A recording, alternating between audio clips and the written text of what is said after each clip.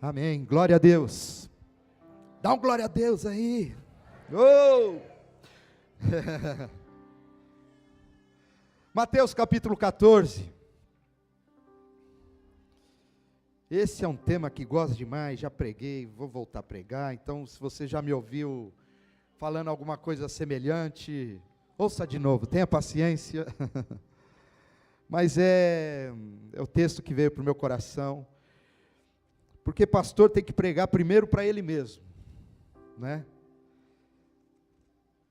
E essa foi a mensagem de Deus para mim.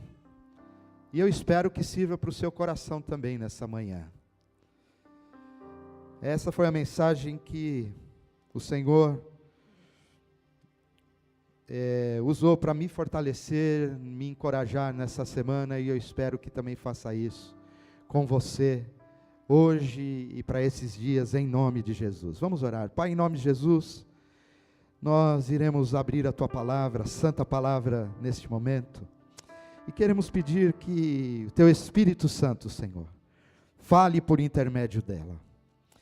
Pelo simples fato de lermos a Tua palavra, Senhor, que ela já possa produzir em nós vida, alegria, que ela possa produzir em nós cura, transformação, renovação nessa manhã, Senhor.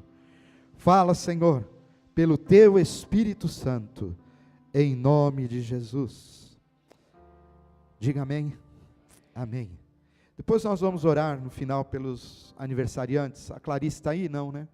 Muitos irmãos visitando, vocês já viram, mas muitos irmãos viajando. Eu e o Eric podemos dar as mãos hoje aqui. Muitos irmãos viajando, é por causa do feriado amanhã, né? A gente fica meio preguiçoso, fica com aquela leseira, né? E muitos irmãos viajando, e acho que a Clarice não está, a Pati está, que ela ministrou louvor aqui, eu vi. Nós vamos orar por você ao final do culto, Pati. E mais alguém que, a Júlia está aí, está com catapora, né? Ei, Julinha, mas nós vamos orar pela Julinha também, hoje. Vamos lá, Mateus capítulo 14, a partir do versículo 22.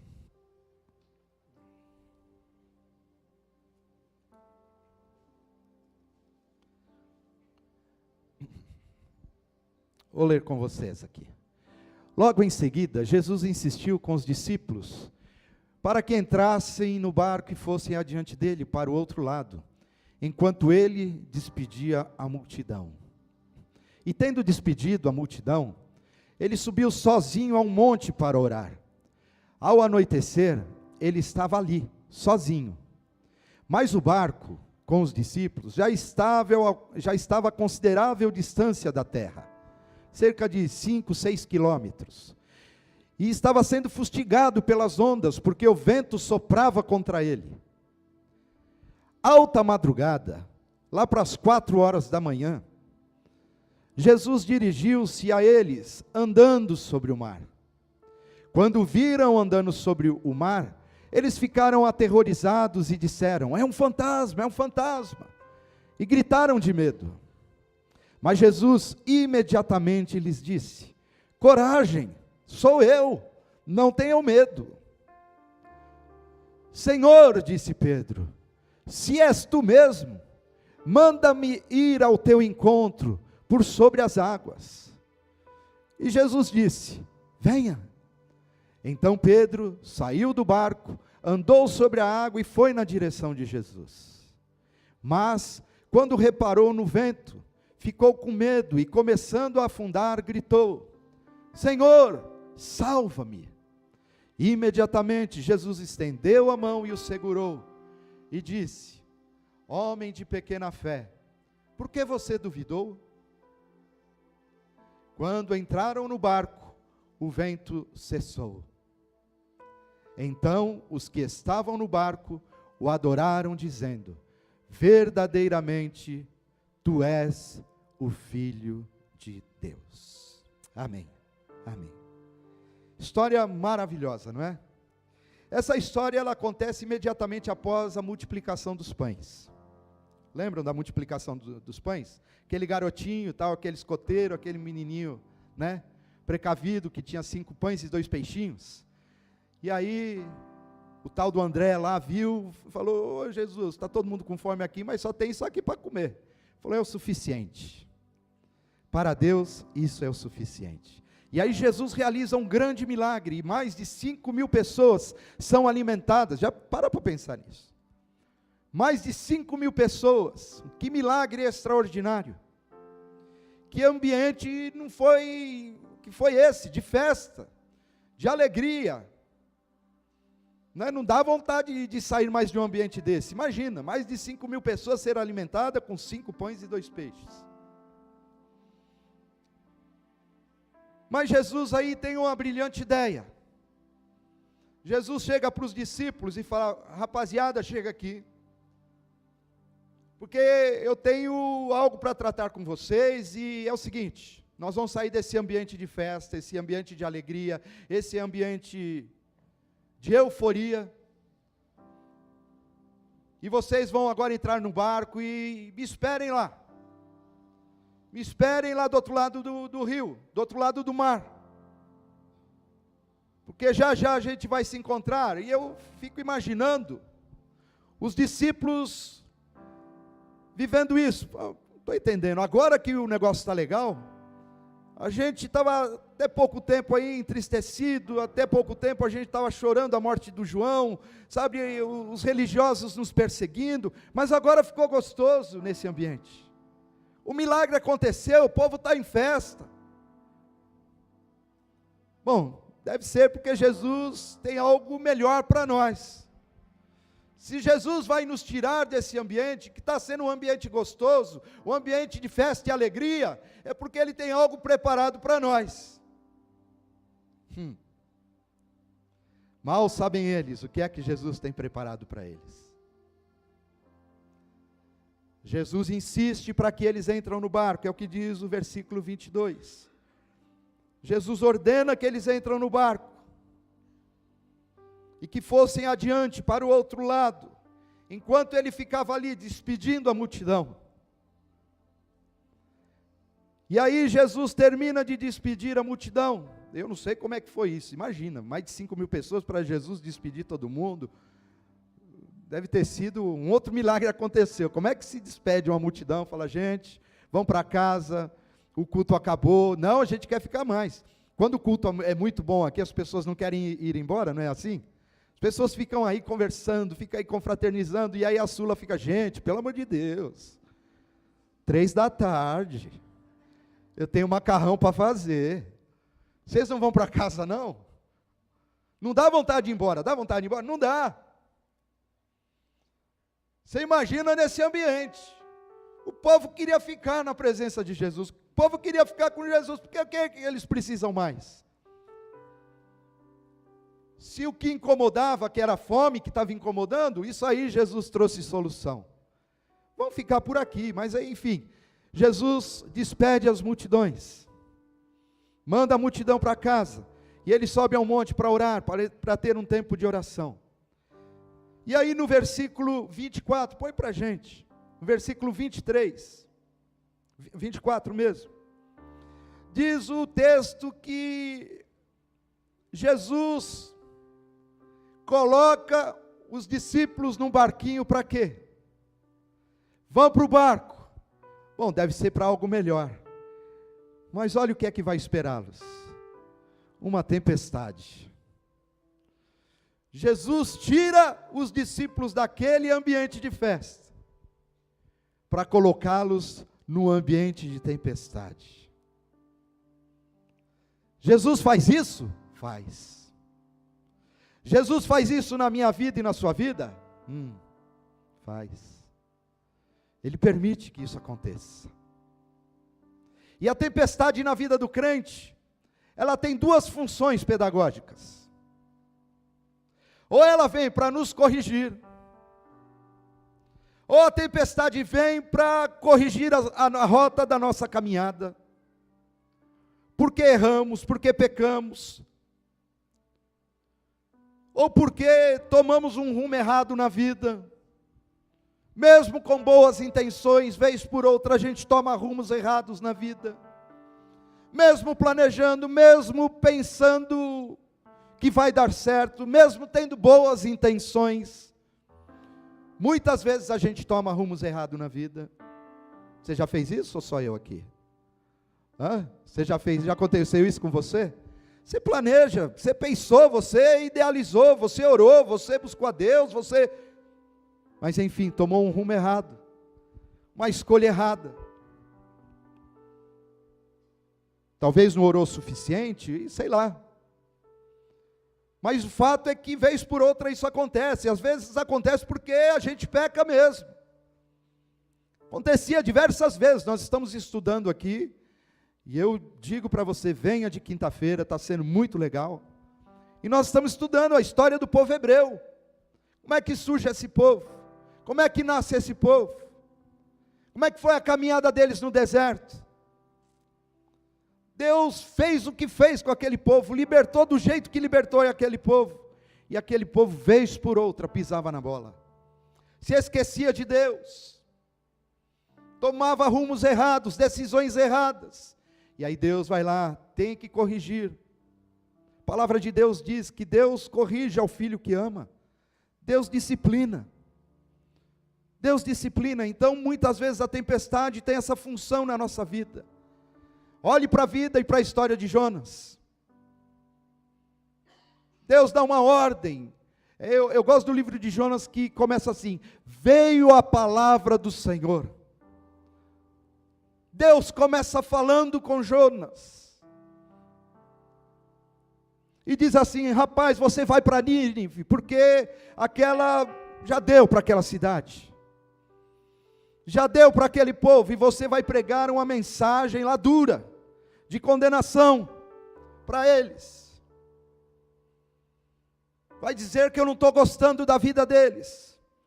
E aí o que o Jonas faz? Ele obedece a Deus? Obedece? Não. Ele vai para o outro lado, ele vai para Tarsis.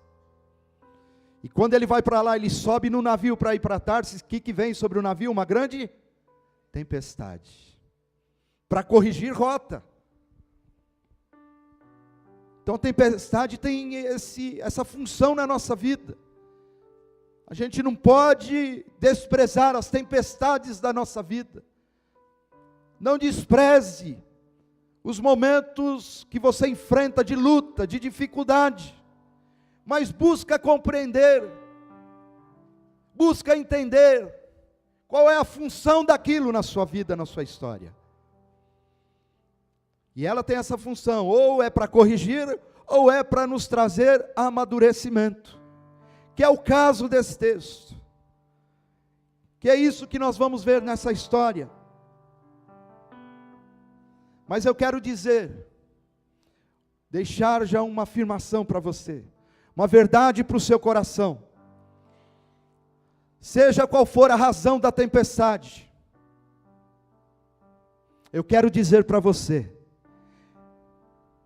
que se ela for para te corrigir, ou para te amadurecer, eu quero dizer e afirmar, com toda a certeza do meu coração, que Jesus sempre vem para te socorrer.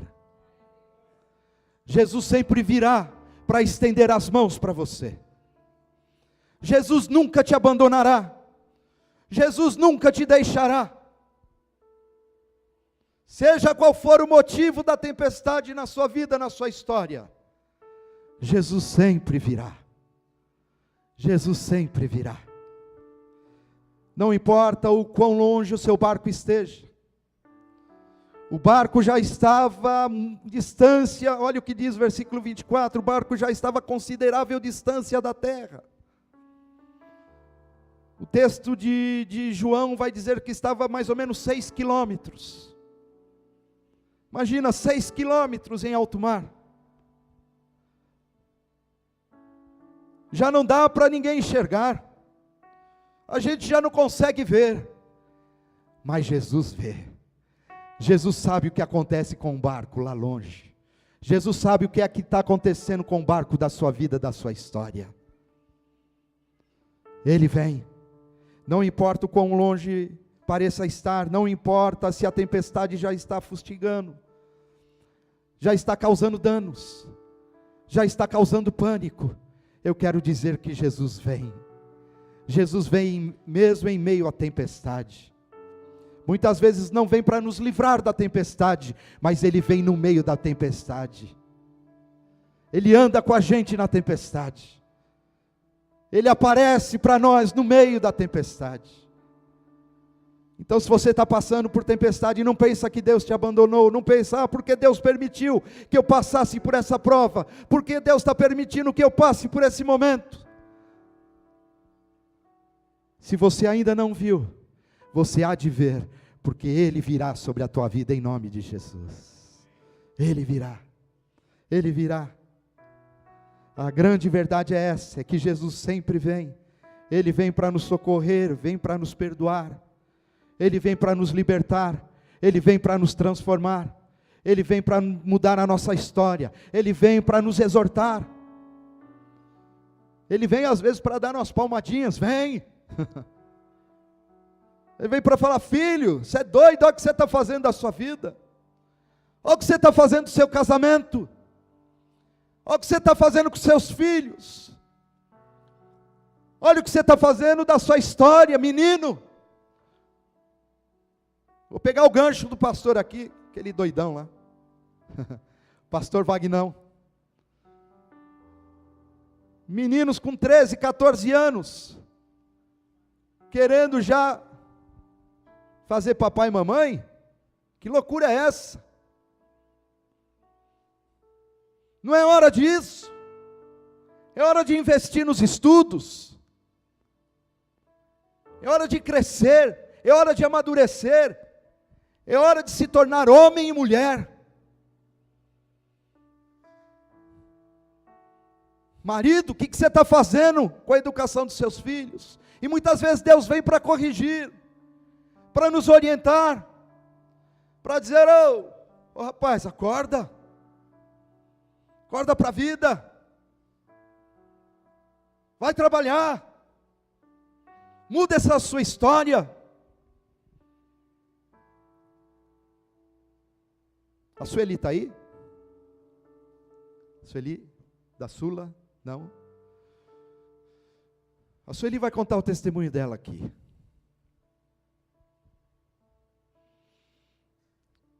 Como a vida de uma pessoa que você olha e fala, não tem jeito. As oportunidades para ela não existem mais. Eu não vou falar a idade dela para não ser deselegante. Se ela quiser contar, ela conta. Muito possivelmente ela vai contar. Mas há 3 anos atrás eu atendi a Sueli naquela sala, ela em prantos. Ela chorando, falou, me ajuda. Me ajuda, porque meu marido nunca fez nada por nós e ele nos abandonou. E eu tenho agora 2 filhos para criar e eu não sei o que eu faço. Eu tenho aluguel para pagar, eu tenho isso, eu não tenho comida em casa, eu não tenho...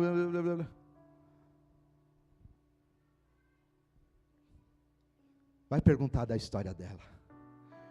Essa mulher tomou uma postura e falou, eu vou fazer diferente. Eu vou me levantar em nome de Jesus. Sem estudo, sem nada, em 3 anos, ela foi chamada essa semana, faz uns 15 dias ela foi chamada, porque ela passou no concurso da prefeitura de Guarulhos e vai ser professora em Guarulhos. Estudou, fez pedagogia, foi à luta, quando a tempestade bateu, ela tomou uma postura, ela pediu ajuda, e nós falamos, você quer ajuda mesmo? Falou, nós vamos te ajudar. E você talvez nem saiba, a gente nunca falou isso, a gente nunca testemunhou isso, mas para você saiba, como o seu dízimo, aquilo que você dá aqui é importante, pode fazer diferença na vida de uma pessoa, e eu faço questão que a Sueli dê o testemunho de vida dela aqui, e ela vai dar o testemunho aqui, em breve. Mas é isso, tempestade bate na nossa vida e a gente tem que entender, o que é que a gente faz com isso agora? O que eu posso aprender? E não murmurar, e não ficar reclamando da vida. Bom, enfim, a tempestade vem para eles, e aí na quarta vigília, já no último momento. Vocês imaginam, eles saíram por volta de 4, 5 horas da tarde, e ficaram todo esse tempo. Quando eles entram em alto mar, eles passam todo esse tempo, pelo menos aí umas 8, 9 horas, de tempestade, lutando contra uma tempestade na vida, no barco. Você pode pensar assim, mas isso aí é pouco, 8 horas passa rápido. Pergunta se passa rápido para quem está numa cadeira de dentista ouvindo aquele motorzinho. 5 minutos. Bzzz, do seu dente. Cadê os nossos dentistas? Estão aqui? Não estão aqui também. 5 minutos é uma eternidade, gente. É ou não é? Na cadeira de um dentista, misericórdia. Essa semana um amigo, quinta-feira, você acha? Quinta-feira, um amigo corintiano falou, vamos ali comigo? Eu falei, eu vou, mas você vai no seu carro, eu vou no meu. Porque vocês sabem, eu torço pro Linense. E quinta-feira, vocês estavam chatos, quinta, hein? Não, mas é meia hora, daqui ali meia hora. Eu falei, eu pensei, meia hora no carro com um corintiano? Não vai dar certo. Eu vou no meu carro, você vai no seu. Depende da situação. 8 horas de tempestade em alto mar, você imagina. O pessoal vai pescar aqui em alto mar, o Sérgio vai, o pessoal, o Rodrigo e tal. O pessoal gosta de pescar em alto mar. E fala, vamos? Eu falei, você é louco. Você imagina você passar mal, como eles contam, e aí você tem que ficar estirado no chão, sei lá onde que fica no barco, fica lá e fala, mas se eu passar mal, volta nada, volta é a noite toda. Você tem coragem? Eu não vou. Se for ali no pesqueiro, lá pode me chamar que eu vou com todo prazer.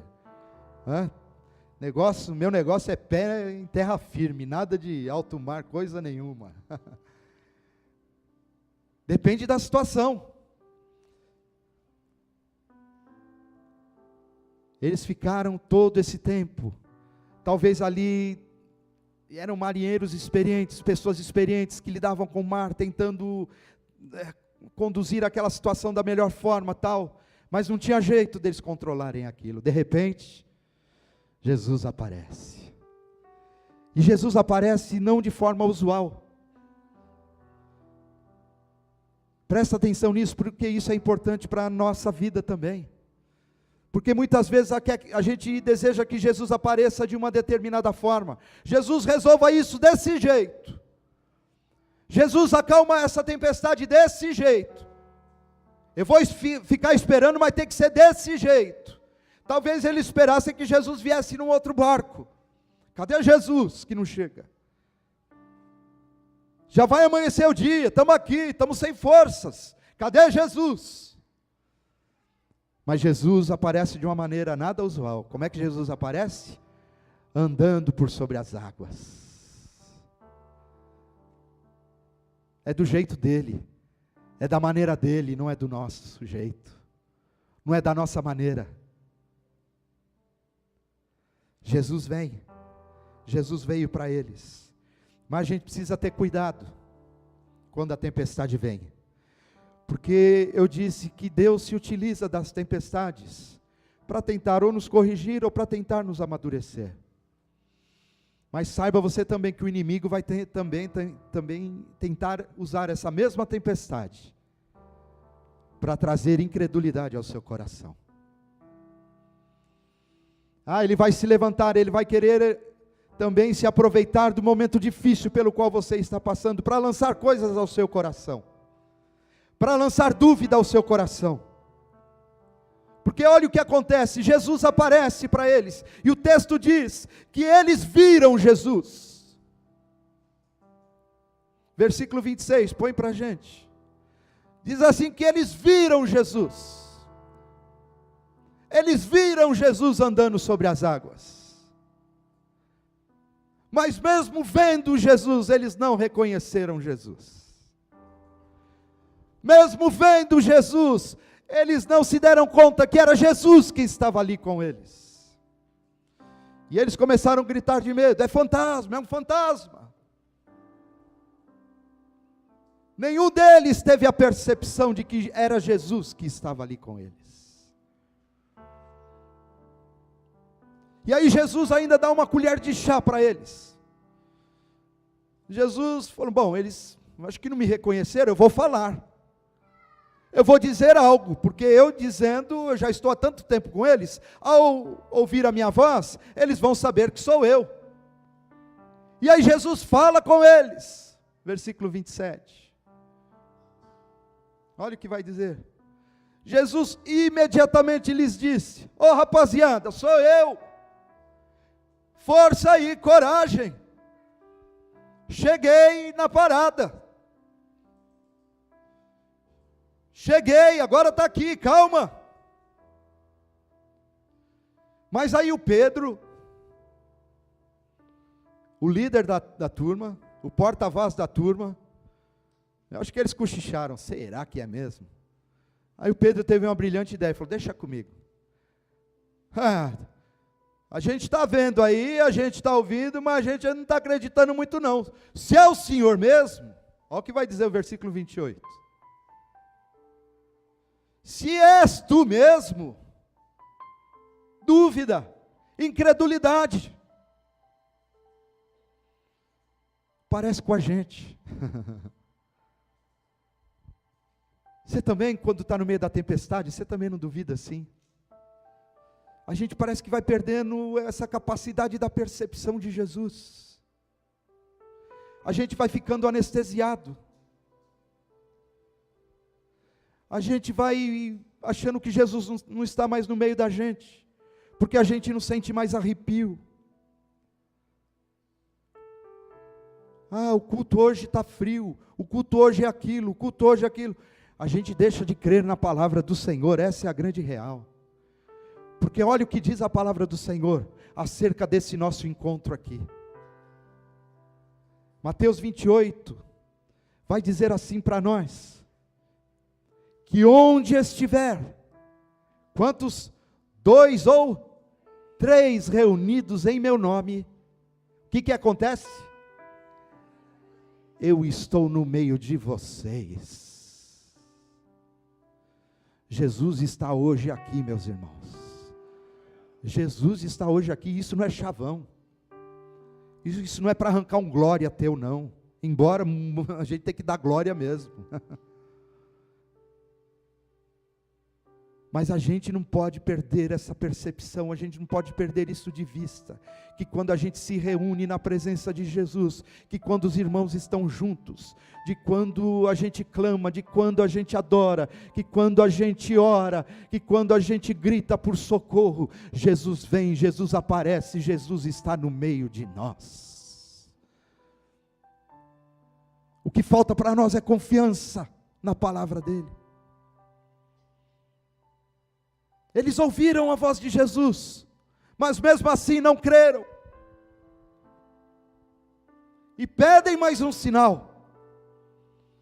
Se é o Senhor mesmo, deixa eu ir aí até aí onde o Senhor está, andando sobre as águas. E Jesus, o que Jesus disse? Versículo 29. O que Jesus disse? Venha. Vem. Mas a incredulidade é grande demais. Porque se Jesus disse, vem, é para ir, e para não duvidar. E ele foi e começou a andar. Mas diz a palavra de Deus que, quando ele percebeu de novo o vento, a tempestade, onda, tudo tal, ele teve o quê? Dúvida de novo. Ele teve medo, e ele começou a afundar de novo. E ele afundou, de novo não, ele afundou. E aí ele grita de novo, Senhor, salva-me. Jesus imediatamente, versículo 31, imediatamente, Jesus estende a sua mão, segura e põe ele de pé. Que amor é esse? Que graça é essa? Com gente tão incrédula, como eu e você, como Pedro. Gente que não confia mais, gente que não acredita mais nas promessas de Deus. Meus irmãos, em nome de Jesus, se você hoje está nessa condição, você está vivendo a vida com Jesus assim: eu vou na igreja, mas vou lá, eu sou crente, eu entreguei minha vida para Jesus, mas o que Jesus fala já não me toca mais, o que Deus fala em sua palavra já não me comove mais, já não mexe mais comigo, já não me põe mais de pé diante das circunstâncias adversas, diante da depressão, diante do momento difícil, diante da tempestade, diante do desemprego, diante da prova, diante da despensa vazia, diante do mar vermelho. O que é que Deus diz para o seu povo? Ora, por que vocês estão clamando a mim? Diga ao povo que marche. Para você que está paralisado, em nome de Jesus, alguma circunstância aconteceu e você largou o ministério, você largou o trabalho, você se desmotivou, você está pensando em desistir da sua casa, em nome de Jesus, a palavra de Deus para o seu coração hoje é essa: diga ao povo que marche em nome de Jesus. Vai em frente, não para.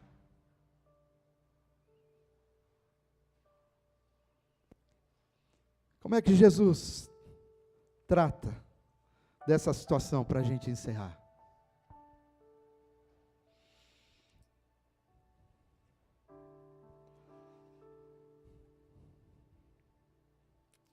Jesus, nesses versículos que lemos, do 28 ao 31 mesmo, Pedro pede para Jesus ir até ele. Jesus diz: venha. Enquanto isso, o que é que está acontecendo à volta? O que é que está tendo à volta? A tempestade não parou. Parou ou não parou?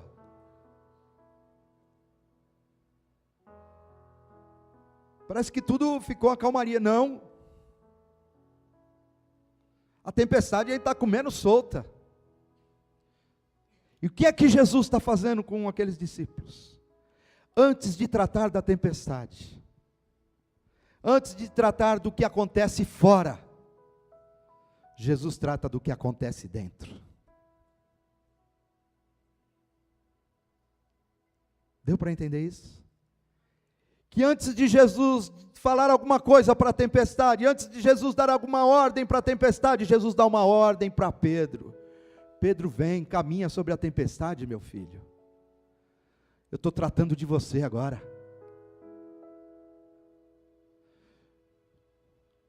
Porque a desgraça não é o que acontece à nossa volta. A desgraça é o que acontece no nosso coração. A gente é vencido pela tempestade, não é quando a tempestade rouba alguns bens. A tempestade passou sobre a vida do Jó. Levou tudo que ele tinha, levou todos os seus bens, levou seus filhos. Mas não levou a confiança que ele tinha em Deus, porque ele disse: eu sei que o meu Redentor vive, eu sei a quem sirvo, eu sei quem é que está no controle da minha história. E a tempestade nos vence quando ela tira isso do meu e do seu coração. Quando a gente fala: Deus não é Deus coisa nenhuma, que Deus que nada. Adorar, para que adorar? Cantar louvores a Deus, para que cantar louvores? Olha a minha vida, olha a minha história. Aí você pode ter certeza que a tempestade entrou dentro do seu coração, e aí ela começou a fazer estrago. Mas Jesus trata primeiro dos discípulos, antes de tratar da tempestade. Trata daquilo que acontece no coração deles. Percebe que é para o amadurecimento, percebe que é para o crescimento deles. E aí Jesus levanta Pedro, põe Pedro no barco, e diz que somente quando eles entram no barco, é que a tempestade cessa. A tempestade cessa. Jesus quer tratar da sua vida hoje aqui em nome de Jesus. Jesus quer tratar do seu casamento, se é que você ainda não percebeu. Jesus quer tratar do seu coração duro, dessa falta de percepção da presença dEle. Às vezes eu vejo aqui, sabe, fogo caindo, o fogo caindo no meio da igreja, gente sendo tocada, gente sendo ali e tal, e tem gente completamente dispersa, tem gente, parece que não está acontecendo nada. Meu irmão, se isso acontecer alguma vez com você, pode ser que você não esteja sentindo, não é isso que eu estou falando. Não é que eu quero que você sinta o que o outro sente, porque Deus trabalha de formas diferentes. Deus fala de um jeito diferente. Às vezes a gente prega aqui, aí um irmão vem lá, obrigado, porque você falou aquilo. Eu falei, mas eu não disse nada disso. O que é isso? É o Espírito Santo de Deus falando ao coração dele, não sou eu que falo. Deus trata de maneiras diferentes, porque temos necessidades diferentes, nossos medos são diferentes, nossas lutas são diferentes, nossa história é diferente uma da outra. Não é disso que eu estou falando, de você sentir o mesmo que eu estou sentindo. Não, mas a gente perde, sabe, aquela reverência diante daquilo que está acontecendo. Eu já fui em muitos encontros que o fogo caiu, não era comigo que Deus estava tratando, mas eu sabia que Deus estava naquele lugar. Aquele lugar era santo naquele momento. É dessa percepção que eu estou falando, que a gente não pode perder. Saber que Deus de verdade, realmente, verdadeiramente está entre nós. E que Deus quer tratar conosco. Quer tratar da minha história, da sua história. E eu percebi isso essa semana mais uma vez. Quantas vezes Deus já falou, mas mais uma vez essa semana. Eu orando a Deus, falo, Senhor, que tempo difícil.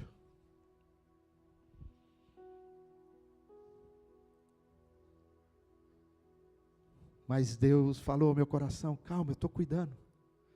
Eu estou tratando de vocês. Eu estou cuidando da casa de vocês. Eu estou cuidando da história de vocês. Eu ainda estou no mesmo lugar. Eu vejo vocês. Eu estava lá na montanha, mas eu estava lá da montanha olhando para vocês. Eu sabia o que é que se passava na sua vida, eu sabia a tempestade que você estava enfrentando. Que Deus maravilhoso, que Jesus glorioso é esse. E eu queria que você saísse nessa manhã daqui, com essa certeza, com essa convicção, que não importa a tempestade pela qual você está passando, Deus sabe, Deus conhece, e Deus vai cuidar de você. Deus vai cuidar do seu coração. Deus vai cuidar de você e daqueles que estão à sua volta, para que eles percebam que Deus está ali, que Deus agiu. Porque olha o que vai dizer o último versículo, o versículo 33, que quando Jesus entra no barco, que quando Jesus trata do coração deles e fala, gente, vocês ainda têm uma fé tão pequena, que quando a tempestade cessa, e eu fico imaginando que cena é essa naquele barco, eu imagino que todos eles ali se ajoelharam, se curvaram, se prostraram diante de Jesus, e declararam, verdadeiramente, Tu és o Filho de Deus. Tempestade é para isso, para que a gente se renda, para que a gente se curve, para que a gente, no final, no meio, no início, seja em qual for o momento da tempestade, a gente adore o nosso Senhor e diga, verdadeiramente Tu és o Filho de Deus. Tu és o Filho de Deus. Obrigado, Senhor, por esse tempo. Obrigado pela tempestade. Obrigado pelas tempestades da vida. Obrigado, Senhor, pelo vento mais forte sobre nós. O vento é prova do teu amor. É prova de que o Senhor nos ama, de que o Senhor se importa com cada um de nós. O Senhor não quer nos destruir. Não, as tempestades não vêm para nos destruir, mas ela vem para nos fortalecer, para nos fazer servos melhores, maridos melhores, homens melhores, mulheres melhores, cidadãos melhores. E obrigado, Senhor. Obrigado porque a gente pode crer, a gente pode confiar, de que mesmo em meio à tempestade, não importando o lugar da tempestade em que estejamos, o Senhor sempre virá para nos socorrer. Por isso, Senhor, ajuda-nos a suportar, ajuda-nos, Senhor, a passar por esse tempo, porque nós sabemos que esse é um tempo, Senhor, que haverá de passar. A vitória virá sobre a nossa vida, a vitória virá sobre a nossa casa, a vitória virá sobre os nossos relacionamentos. Nós seremos restaurados, nós seremos mudados, nós seremos transformados, nós seremos convertidos, nós ainda nos pareceremos mais, Senhor, com teu Filho Cristo Jesus. Por isso, Senhor, continua a tua obra em nós. Continua essa obra em nós, porque ela está em tuas mãos. O Senhor não perdeu o controle da nossa história, da nossa vida. Continua, Senhor, nos dirigindo. Continua, Senhor, sobre nós, conduzindo a nossa história. Em nome de Jesus. Em nome de